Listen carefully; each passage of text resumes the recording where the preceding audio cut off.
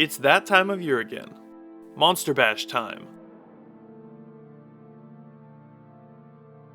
I picked my 6 random cards and started by designing this skull in Blender.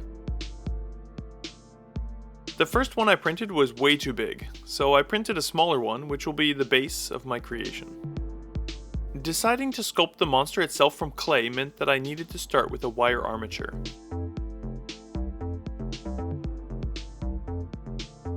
This orange wire is aluminum, which bends easily.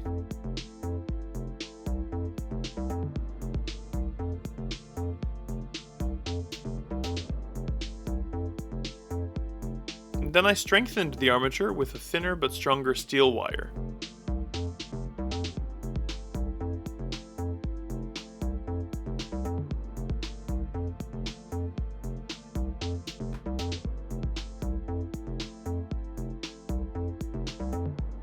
With the shape of the armature defined, I attached the end of the tail to a block of wood for easy handling and baking.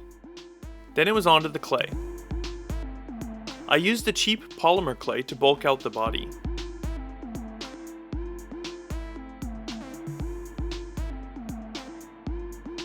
And after a quick bake to solidify the core, I started to add some more meat to the bones with bees putty. It's a wax-like polymer clay that's super crumbly. You need to kind of chop it up and knead it to make it workable.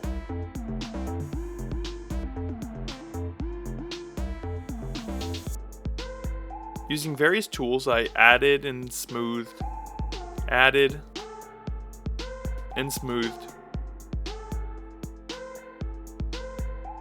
and built up some kind of shape I only had a vague idea of before starting.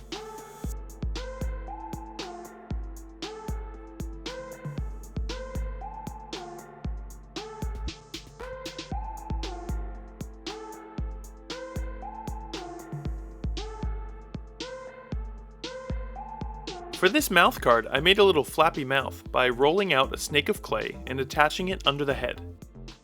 I'll add the teeth later.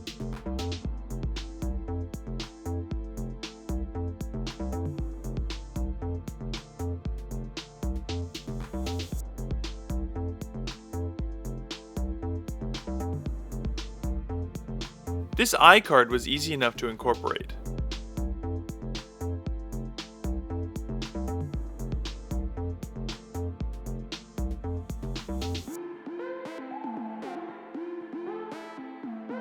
And I took the segmented detail from this starfish for the underbelly pattern of my monster.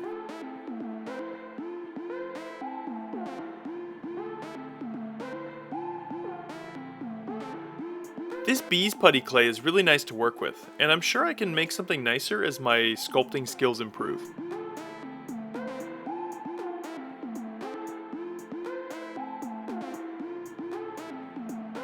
The teeth were made from little cut bits of wire.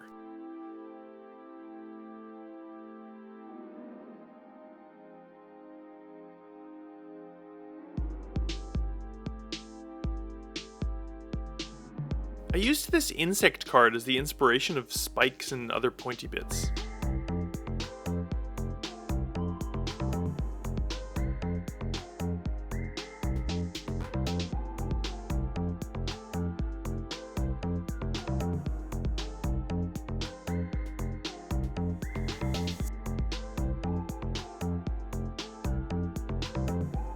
These claw arms were much easier to sculpt than more detailed hands would be, though I opted for 2 claws instead of just 1.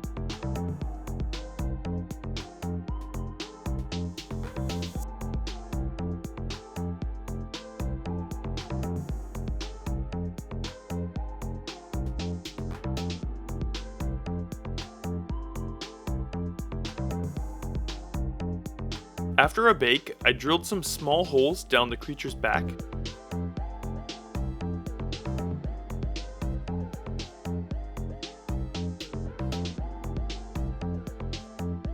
And added some jagged toothpicks for more spiky goodness. For the robot skull, since I opted for FDM printing, I needed to clean up some of the more finer details.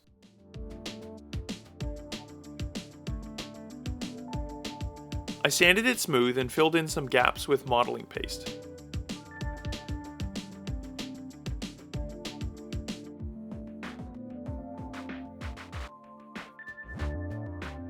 The base itself I built up with XPS foam. I needed something to attach the monster to, and I kept it pretty simple this time.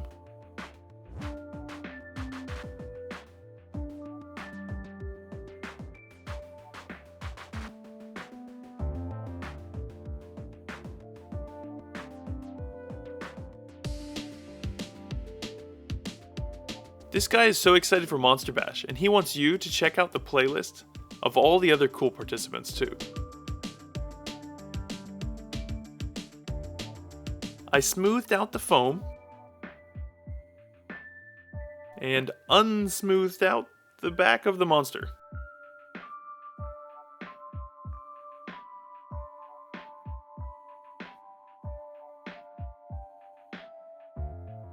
I coated the base in Mod Podge to seal it and started on the painting.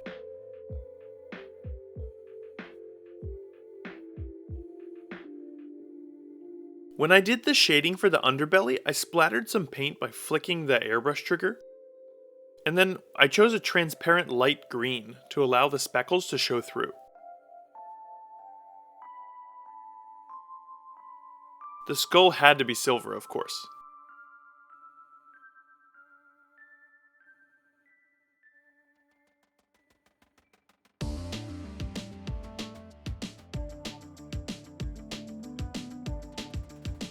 And the test fit looks good, so I used some hot glue to fix the monster in place.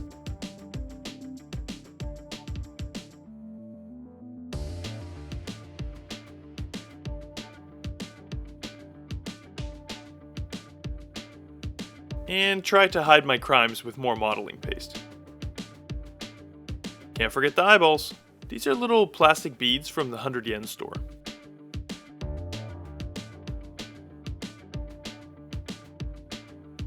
I did some more shading after the base paste had dried, and got a super satisfying gradient from sepia to light blue on the robot skull. I also splattered some of the blue on the purple eyeballs, and glued them into their sockets. Don't forget to brush your monster's teeth.